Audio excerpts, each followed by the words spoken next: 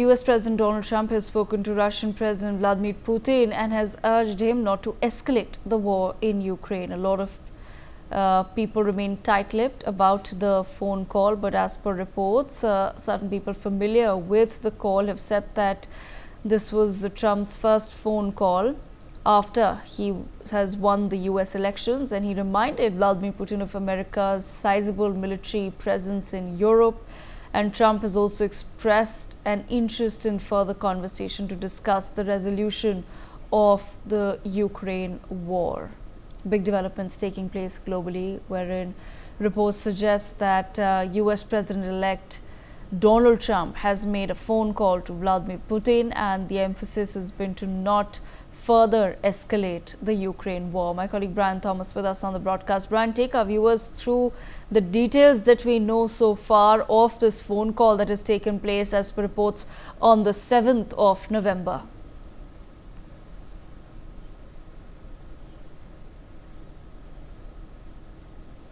Brian, I'm going to request you to unmute yourself. Devika, am I audible? Yes. Yes, Devika. So basically, I was saying, yes, Donald Trump has spoken with Russian President Vladimir Putin from his Mar-a-Lago estate in Florida, days after his very victory that has happened over the Democratic opponent Kamala Harris, and even it was reported that during the call.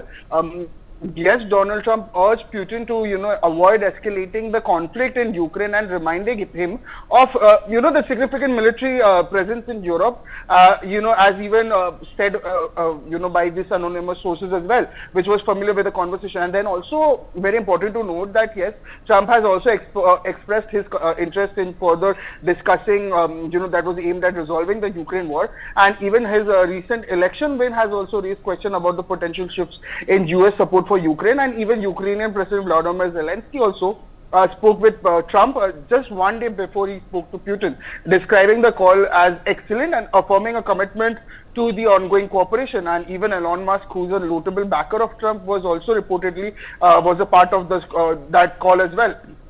Now, talking about the Biden administration, it has the Biden administration has also confirmed that it will also send as much as aid as possible to Ukraine before Trump's inauguration on January 20th, with National Security Advisor Jake Sullivan also stating that the goal is to position Ukraine strongly both on the battlefield and in negotiations also, and this includes also utilizing the remaining $6 billion also that is embarked for Ukraine. Now, even Kremlin spokesperson Dmitry Peskov also responded positively to Trump's outreach, rooting that Trump's peace-oriented message contrasts with previous confrontational stances. However, Trump has also criticized the US funding for Ukraine, suggesting that it supports a pro-war network of defense contractors and policymakers as well. Now, Donald Trump Jr. also on his social media has also shared a video clip hinting at a potential reduction in US support for Ukraine, that captioned that it's 38 days from losing their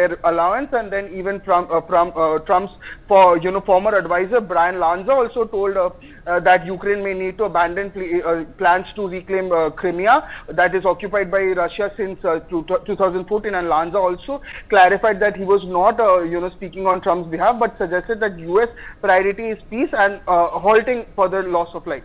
Devika. Okay, all right, Brian. Thank you so much for joining us on the broadcast. Meanwhile, Bangladesh is cracking down on supporters of US President Donald Trump, halting celebratory rallies planned in Dhaka and other cities. Security forces have conducted late-night raids, arresting several individuals for publicly supporting Trump's victory. This action comes after Trump condemned violence against Hindus, Christians and other minorities in Bangladesh, calling it barbaric. Trump's statement highlighted attacks and looting by mobs targeting Hindus and Christian communities. At the same time, Bangladesh's chief advisor Mohammad Yunus sent Trump a congratulatory message expressing hopes for future bilateral cooperation between the two nations. In his message, Yunus addressed Trump's remarks, reaffirming Bangladesh's commitment to peace and inclusivity. However, the crackdown underscores the tense relationship between Bangladesh's internal security policies and international concerns over the treatment of minorities. My colleague Belly Thomas with us on the broadcast. Belly, take our viewers through the details. Devika, the Bangladeshi army and the police had engaged in a crackdown of the protesters who were holding placards and the photographs of Donald Trump and were protesting, especially at the central Dhaka region. And these protesters, whom the police called conspirators, the police suspect that they were involved in subversive activities. And on further interrogation of these protesters, they apparently told the police that they had nothing to do with the US politics, but there was an audio recording of the former Prime Minister Sheikh Hasina, who instructed them or directed them to hold protests all over, prominent cities across Bangladesh, holding the posters of Donald Trump, and also the audio recording also goes on to direct the protesters to take videographs of if any attacks that were made by the army or the police upon the protesters. So more than a dozen of people whom the police called as conspirators have been taken into custody, and they are being probed as to whether they were involved in the embezzlement of 1,000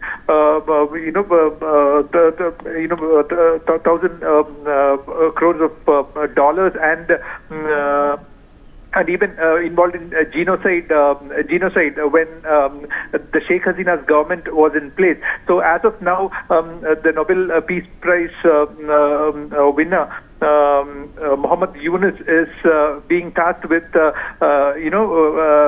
heading a caretaker government that is involved in bringing democratic reforms, as well as holding elections in the country.